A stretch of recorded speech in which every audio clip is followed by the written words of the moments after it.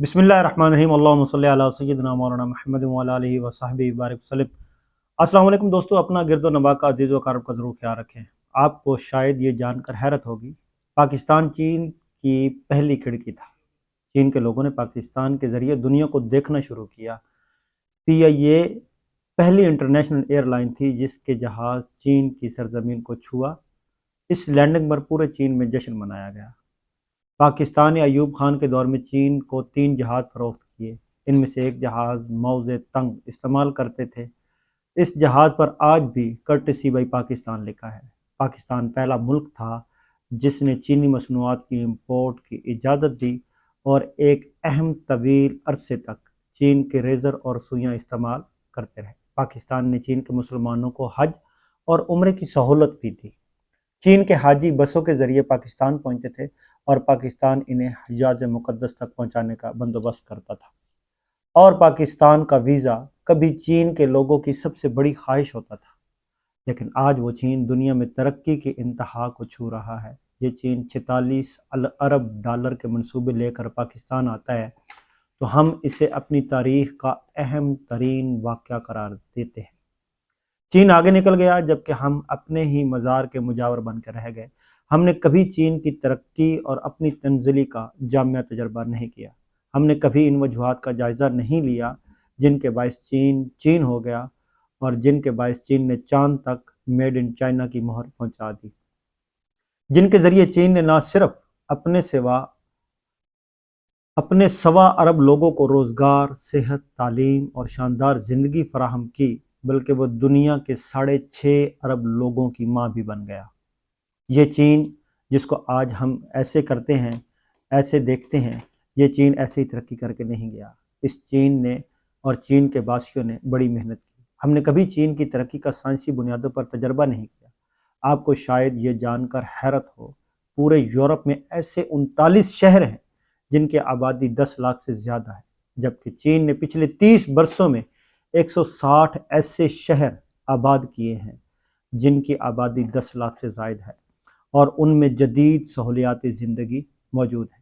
आज मर्सिडीज़ का सबसे बड़ा कारखाना चाइना में है।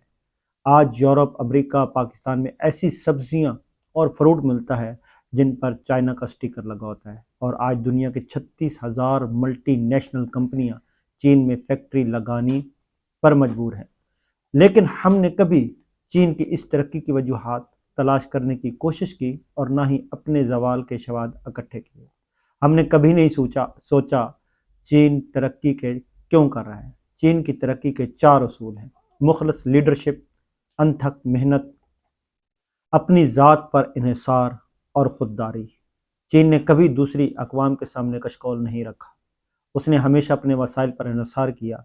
ये लोग 15-15 घंटे काम करते हैं और जब इस काम से फ़ारिग होते हैं तो दूसरों के काम में हाथ बटाते हैं। और इनकी लीडरशिप ने अपना तन मन धन कौम पर वार दिया। इनके लीडर का जनाजा 3 मरले के मकान से निकला और इसने पूरी दुनिया ज़िंदगी किसी दूसरे मुल्क में नहीं गुजारी और ना ही कदम रखा। हमने कभी ये नहीं सोचा चीन के ये चारों खूबियाँ हमारी सबसे बड़ी कमज़ोरियाँ हैं। हमने कशकोल को अपनी मईशत, हमने दूसरों के वसाइल पर इजहार करना और हमने दुनिया के सबसे ज़्यादा छुट्टियाँ करने वाले लोग, और हमारी सारी लीडरशिप जो है उसकी जड़ें बाहर ममालिक में मिलती हैं। इनकी औलादें और घर तक दूसरे मुल्कों में हैं। चुनांचे हम आज अफ़गानिस्तान से लेकर राविंडा तक दूसरे मुल्कों के मोहताज हैं। हम सांस तक उधार लेते हैं, रोटी भी दूसरे फराम करते हैं, हमें रोटी भी दूसरे फराम करते हैं। काश हम चीन के सदर शी चिनपिंग से अर्ज़ करते, जनाब आप हमें 46 अरब डॉलर के मंसूबे न दें, आप हमें इज़्ज़त की रोटी खाने और गैरत के साथ ज़िंदा रहने का दर्स दे दें। आप हमें मछली न दें, आप हमें मछली पकड़ने का तरीका सिखा दें। काश हम चीन के लीडर से पाकिस्तान को चीन बनाने का गुर सीख लेते, क्योंकि कौमों की इमदाद और समझौते नहीं होने चाहिए, इन्हें इज़्ज़त और गैरत की घुट्टी दरकार होती है। और हमने आज तक किसी से ये दौलत नहीं ली। हमने आज तक किसी कौम को, किसी मुल्क से ये हुनर सीखने की कोशिश नहीं की। आप यकीन कीजिए हम 74 साल से मुर्दार خور اور بھکاریوں کی زندگی گزار رہے ہیں۔ ہم کبھی افغانستان میں امریکہ اور روس کی پھینکی ہڈیاں چوستے ہیں، کبھی دہشت گردی کے خلاف جنگ کے پنجرے میں بیٹھ کر گوشت نوچتے ہیں، کبھی سعودی عرب یمن جنگ سے فائدہ اٹھانے کے منصوبے بناتے ہیں۔